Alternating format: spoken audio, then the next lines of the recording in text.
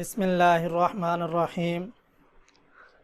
अज़ीज़ तलबा व तलबात, अस्सलामु अलैकुम। मोहम्मद वज़ीर हुसैन उर्दू लेक्चरर आपसे मुखातब हूँ।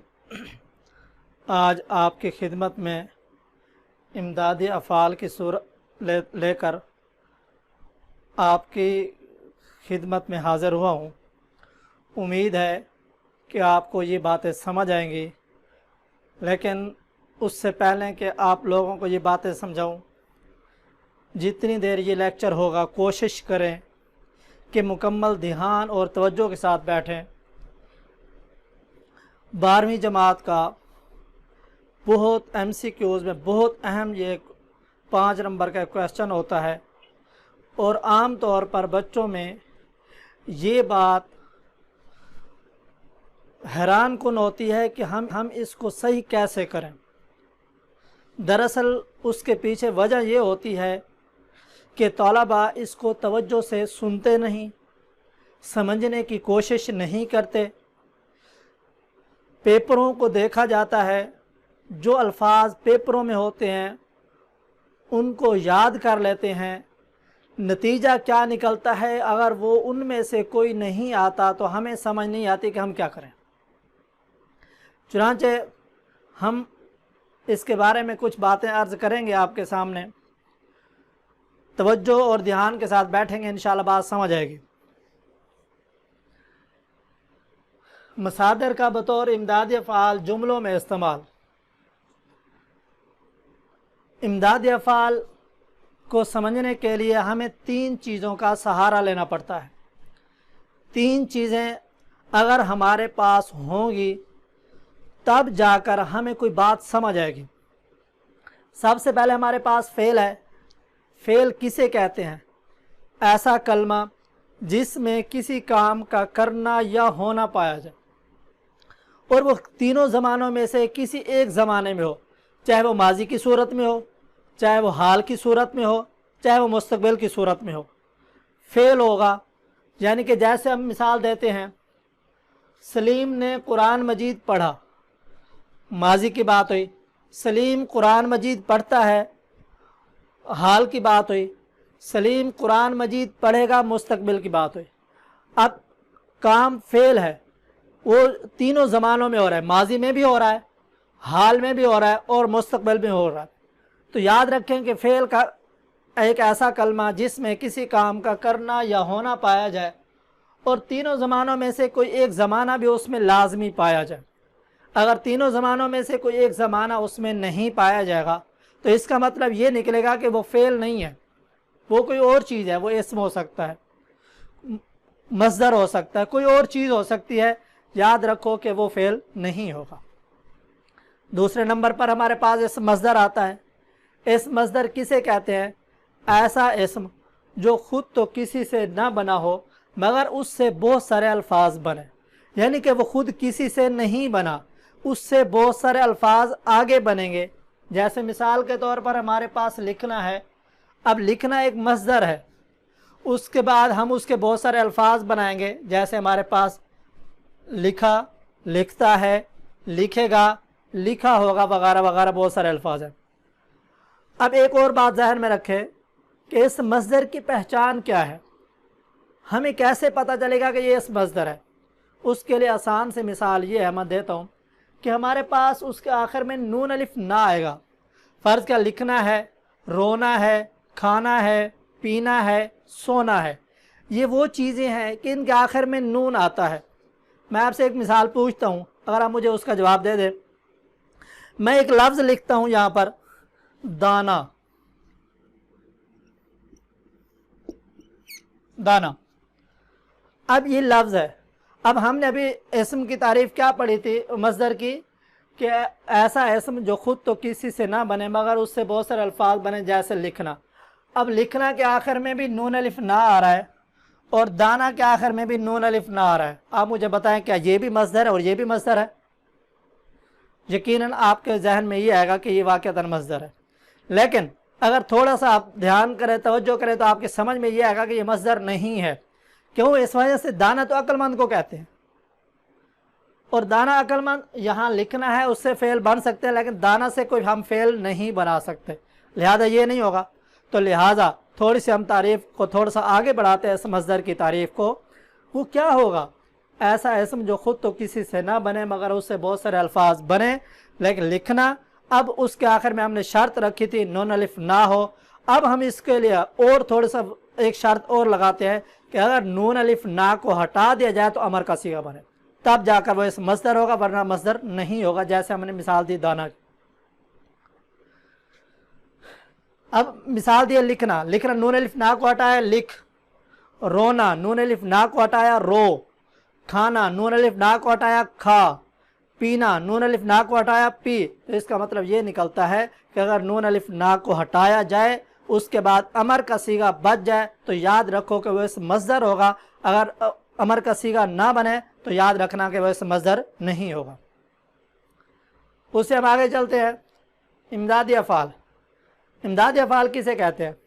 کسی اصل فعل کے ساتھ مل کر، کسی اصل فعل کے ساتھ مل کر اس کے معنی میں زور پیدا کرنا اور کام کی تکمیل میں معاونت یعنی مدد کرنا، کام کی تکمیل میں معاونت کرنا اور مدد کرنا، یہ امدادی فعل کا کام ہوتا ہے۔ امدادی افعال کا مطلب بھی یہی ہے کہ افعال کی مدد کرنے والے، افعال کی مدد کرنے والے، چونکہ یہ اصل فعل کے ساتھ مل کر اس اصل فعل کو سہارا دیتے ہیں، اس اصل فعل کے اندر فصاحت و بلاغت کو پیدا کرتے ہیں، اس اصل فعل کے اندر حسن اور خوبی کو پیدا کرتے ہیں۔ تو اس بات کی علامت ہے کہ امدادی افعال جو ہوتے ہیں وہ فعل اصل فعل کے ساتھ مل کر کام کرتے ہیں اور اصل فعل کے اندر حسن اور خوبصورتی کو پیدا کرتے ہیں۔ مثال کے طور پر ہمارے پاس سلیم نے قرآن مجید پڑھ لیا ہے، سلیم نے قرآن مجید پڑھ لیا ہے۔ اب اس کے اندر ہم دیکھیں گے کہ یہ ہمارے پاس فعل ہے، یہ کیا ہے؟ ہمارے پاس فعل ہے، اور یہ کیا ہے؟ امدادی فعل۔ قرآن مجید پڑھ لیا ہے، پڑھنا ایک فعل ہے، لینا ایک فعل ہے۔ اب دونوں فعل آ رہے ہیں، یعنی کہ دونوں مصدر آ رہے ہیں، تو اب ہم نے کیسے کرنا ہے اس کے لیے؟ اب یہ اس کی تاکید کر رہا ہے، لیا کیا کر رہا ہے؟ اس کی تاکید کر رہا ہے، اس نے پڑھ لیا ہے، وہ پکی بات کر رہا ہے، زور دے رہا ہے، تاکید کر رہا ہے، اور خوبصورتی جملے کے اندر پیدا کر کے وہ اس بات کو بتا رہا ہے کہ اس نے قرآن مجید پڑھ لیا ہے۔ اب ہم اس کو تھوڑا سا مزید سمجھتے ہیں، یہ تو ایک مثال دے دی، اس کو ہم مزید آگے سمجھتے ہیں۔ اب ہم امدادی افعال کے لیے یعنی کہ ہم نے تعریف کی کہ کسی اصل فعل کے ساتھ مل کر اس کے معنی میں زور پیدا کرنا اور کام کی تکمیل میں معاونت کرنا۔ اب یہ دو چیزیں، اس کے ساتھ میں نے ابھی بتایا آپ کو کہ زور پیدا کرنا، حسن و خوبی پیدا کرنا، تکمیل کی کیفیت، فصاحت و وضاحت، یہ ساری چیزیں اس امدادی فعل کے مقاصد ہیں۔ کہ امدادی فعل کا مقصد کیا ہے؟ کہ یہ ساری چیزیں اس میں پیدا کرنا، جیسے زور پیدا کرنا، حسن و خوبی میں اضافہ کرنا، تکمیل کی کیفیت، فصاحت و وضاحت، یہ چیزیں امدادی فعل کے۔ اگر یہ نہیں ہوتے تب بھی جملہ ہمارا ٹھیک ہے۔ فرض کہ ہم یہی مثال لیتے ہیں، سلیم نے قرآن مجید پڑھا، بات ٹھیک ہے، اس میں کوئی مسئلہ نہیں ہے، لیکن جب ہم یوں کہتے ہیں نا، اس سے سلیم نے قرآن مجید پڑھ لیا ہے، یہ تو خوبصورتی آتی ہے، فصاحت ہوتی ہے، اور تاکید بھی ہو جاتی ہے کہ اس نے قرآن مجید پڑھ لیا ہے، یہ تاکید ہو رہی ہے۔ تو یہ ہمارے پاس مقاصد ہے۔ اب امدادی افعال کو سمجھنے کے لیے ہمیں کون کون سے اصول ہونے چاہیے؟ ہم امدادی افعال کو سمجھیں گے کیسے؟ یہ آسان سے آپ کے میں نے تین چیزیں بتائی ہیں کہ آپ ان کو سمجھیں گے، انشاءاللہ آپ کو سمجھنے میں آسانی رہے گی۔ امدادی افعال اصل فعل کے بعد آئے گا، یہ یاد رکھنی ہے بات۔ یہ تین چیزیں آپ ذہن میں نشین کر لیں، کم از کم 4-5 دفعہ اسے دہرائیں کہ یہ کیا ہے؟ اصل فعل کے بعد آئے گا۔ امدادی فعل کب آئے گا؟ اصل فعل کے بعد آئے گا، اس سے پہلے نہیں آئے گا۔ بہت کم ہوتا ہے کہ وہ پہلے آ جائے، لیکن عام طور پر جو ہمارے پیپروں میں تقریباً جتنے بھی ہمارے پیپر ہوتے ہیں ان کے اندر ایسا ہی ہوتا ہے کہ وہ اصل فعل کے بعد ہی امدادی فعل آتا ہے۔ ایک بات۔ دوسری بات، عام طور پر جملے کے آخر میں آئے گا۔ یہ جو جملے ہوتے ہیں نا، چھوٹے چھوٹے جملے بناتے ہیں، تو اس کے تو آخر میں آئے گا، لیکن یاد رکھو اشعار کے آخر میں نہیں آئے گا، ضروری نہیں ہے، وہ درمیان میں بھی آ سکتا ہے، شروع میں بھی آ سکتا ہے۔ لیکن جب جملہ ہوگا، چھوٹا سا جملہ ہوگا، جیسے فرض کا مثال دیتے ہیں، بچہ چھت سے گر پڑا، بچہ چھت سے گر پڑا، گرنا فعل ہے، پڑھنا امدادی فعل ہے، گر پڑا، بچہ چھت سے گرا، یہ بھی بات ٹھیک ہے، اس میں کوئی غلط نہیں ہے، لیکن بچہ چھت سے گر پڑا ہے، تاکید بھی ہو رہی ہے، پکی بات بھی ہو رہی ہے، پختہ کام ہو رہا ہے کہ واقعی بچہ چھت سے گر گیا۔ عام طور پر جملے کے آخر میں آئے گا۔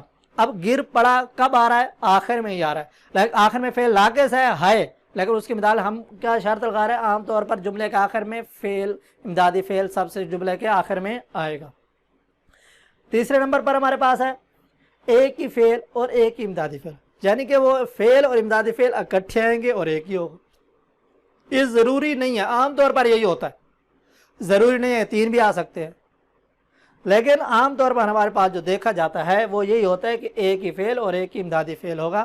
یہ تین چیز ذہن میں رکھیں۔ پہلا کام کون سا ہے؟ اصل فعل کے بعد آئے گا، دوسرے نمبر پر جملے کے آخر میں آئے گا، اور تیسرے نمبر پر فعل اور امدادی فعل اکٹھے آئیں گے، ان کے درمیان میں کوئی دوسرا حرف نہیں آئے گا۔ اب میں آپ کو چند غلط مثالیں دے کر پھر اس کے بعد صحیح مثالوں کی طرف لاتا ہوں۔ پڑھنا، اسے کام پڑ گیا۔ اب یہ کام تو پڑ گیا، اب ہم نے شرط رکھے یہ جو ہیں امدادی افعال، پڑھنا، ڈالنا، جانا، لینا، رہنا، سکنا، کرنا، ہونا، پانا، یہ سارے کیا ہیں؟ امدادی افعال ہیں، تقریباً 18 کے قریب ہیں یہ افعال۔ بہرحال تو اسے کام پڑ گیا۔ اب ہم نے ابھی مثالوں میں دیکھا ہے کہ وہ اصل فعل کے بعد آئے گا۔ اب اصل فعل کیا ہے؟ فرض کیا ہم اسے لیتے ہیں پڑھ، اب یہ اصل فعل ہے، اس کے بعد تو کوئی فعل نہیں ہے۔ اگر اسے ہم اصل کام پڑ گیا، اگر آپ اسے بھی فعل مانتے ہیں تو تب یہ ہماری شرط صحیح نہیں ہوتی کہ اصل فعل کے بعد آئے گا۔ اصل فعل وہ بعد میں آیا ہوا ہے اور امدادی فعل پہلے آیا ہوا ہے، اصل فعل بعد میں آیا ہوا ہے اور امدادی فعل پہلے، لہٰذا یہ جملہ غلط ہے، یہ جملہ غلط ہے۔ کیوں؟ اس وجہ سے کہ ہماری شرط کیا آتی ہے؟ اصل فعل کے بعد آئے گا۔ اگر اصل فعل سے پہلے آ گیا تو سمجھ لو کہ وہ امدادی فعل نہیں ہوگا۔ دوسرے نمبر پر ہمارے پاس ہے ڈالنا۔ آج کا کام کل پر نہ ڈالو، آج کا کام کل پر نہ ڈالو، یہ ڈال لو، ڈالو یہ کیا ہے؟ یہ فعل ہے۔ اگر ہم اسے امدادی فعل مانتے تو اس سے پہلے کوئی فعل ہمیں نظر آ رہا ہے؟ نہیں آ رہا، لہٰذا یہ مثال بھی غلط ہوگی۔ گلاس میں پانی ڈالو، یہ بھی اسی طرح کہ اس کے بعد پہلے کوئی فعل نہیں ہے۔ یاد رکھو کہ جب اس سے پہلے فعل نہیں ہوگا، اصل فعل نہیں ہوگا، تو وہ جملہ غلط ہوگا، درست ثابت نہیں ہوگا۔ اس کے لیے ضروری ہے کہ جملے کے اندر دو فعلوں کا ہونا ضروری۔ اگر دو فعل نہیں ہے، ایک ہمارے پاس دوسرا فعل ہے، امدادی فعل نہیں ہے، تب بھی غلط ہے۔ امدادی فعل پہلے آ گیا، اصل فعل بعد میں آ گیا، تب بھی غلط ہے۔ اور اگر اصل فعل نہیں ہے، امدادی فعل ہے صرف، تب بھی جملہ غلط ہوگا۔ جانا، مجھے کالج جانا ہے، اب اس میں امدادی فعل تو آ گیا، اصل فعل نہیں ہے، لہذا یہ بھی غلط۔ ٹھیک ہو گیا۔ اس کے بعد ہمارے پاس لینا، مجھ سے ادھار لینا، مجھ سے ادھار لینا۔ اب ادھار لینا جو ہے، لینا کیا ہے؟ امدادی فعل، اس سے پہلے ہے فعل نہیں، لہذا یہ جملہ بھی غلط۔ رہنا، آمد گھر میں رہنا، رہنا یہ امدادی فعل ہے، یہ بھی غلط۔ لہذا ہم یہ اس بات سے یہ بات تو سمجھ آ گئی کہ اگر ہم امدادی افعال کے استعمال ہوں لیکن اگر اس سے پہلے اصل فعل استعمال نہیں ہوگا تب بھی یہ غلط ثابت ہوں گے، درست ثابت نہیں ہوں گے۔ اب سمجھے درست بات، میں اس وجہ سے پہلے غلط بات سمجھا دیتا ہوں تاکہ بچوں کے ذہن میں یہ بات رہ جائے کہ یہ ہے غلط چیزیں۔ اب درست کی طرف کیوں، اس وجہ سے یہ چیزیں اس وجہ سے سمجھا دیتا ہوں کہ عربی کا مقولہ ہے نا، تعرف الاشیاء باضدادها، کہ کسی شے کی حقیقت ان کی ضدوں سے پہچانی جاتی ہے۔ تو جب ہمیں ان کی ضدوں کا پتہ چل جائے گا تو اصل ہم خود بخود نکال لیں گے، تو اس لحاظ سے ہم اصل کی طرف آتے ہیں۔ درست اور مطابق مثالیں، اب ہم درست اور مطابق مثالوں کی طرف آتے ہیں کہ مطابق مثالیں کیسے درست ہوں گی۔ اب دیکھیں، فرض کہ ہمارے پاس دینا ہے، دینا امدادی فعل ہو گیا، دینا کیا ہو گیا؟ امدادی فعل۔ اسلم نے کتاب دے دی، اسلم نے کتاب دے دی۔ اب جو چیز سمجھنے کی ہے کہ دی جو ہے یہ امدادی فعل ہو گیا اور دے اصل فعل ہو گیا، دے دی، دے کیا ہوگا؟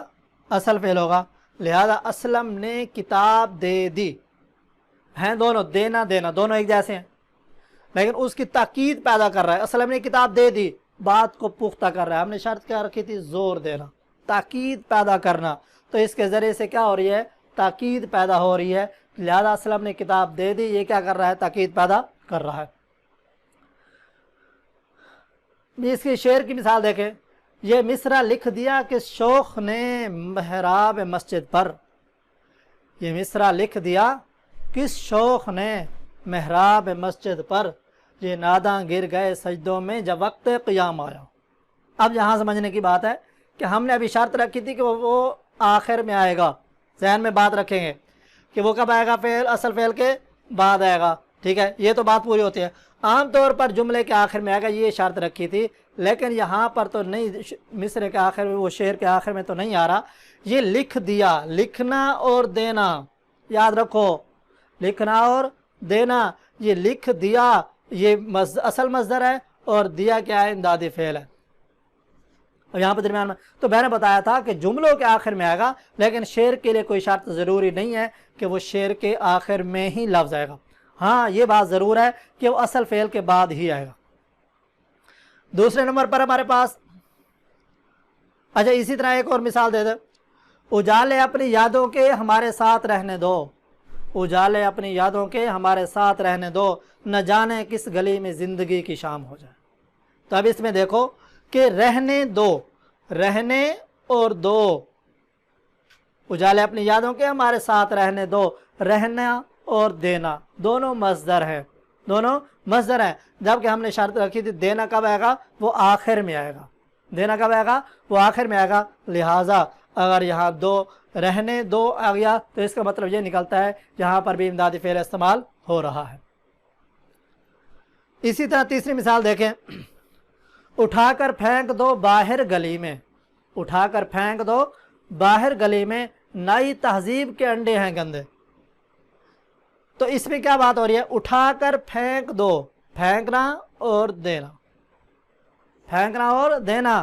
تو یہ دونوں کیا ہے؟ یہ پہلا مصدر ہے, پھینک, اور دینا وہ کیا ہے؟ امدادی فعل ہے. تو لہٰذا امید ہے کہ آپ کو یہ باتیں سمجھ آ رہی ہوں گی کہ اٹھا کر پھینک دو, پھینکنا مصدر ہے, دینا وہ امدادی فعل ہے. کیوں؟ یہاں پر ہمارے پاس لکھا ہوا ہوگا, یہ یاد رکھو کہ چاہے ہمارے پیپروں میں آئے گا, چاہے ہمیں جیسے مرضی پوچھا جائے گا, تو ہم ایک لفظ دیں گے, مصدر دیں گے. ٹھیک ہے, لفظ دیں گے, رہنا, لینا, پڑھنا, ڈالنا وغیرہ, وہ لکھا ہوگا. تو ہم جب یہ دیکھیں کہ یار اس سے آخر میں یہی امدادی فعل ہے, تو اس سے پہلے اگر فعل ہے تو یاد رکھو کہ وہ ہمارا بالکل جملہ درست ہوگا. اگر اس سے پہلے اصل فعل نہیں ہوگا یا امدادی فعل آخر سے پہلے آ جائے گا, تو یاد رکھو کہ وہ جملہ درست نہیں ہوگا.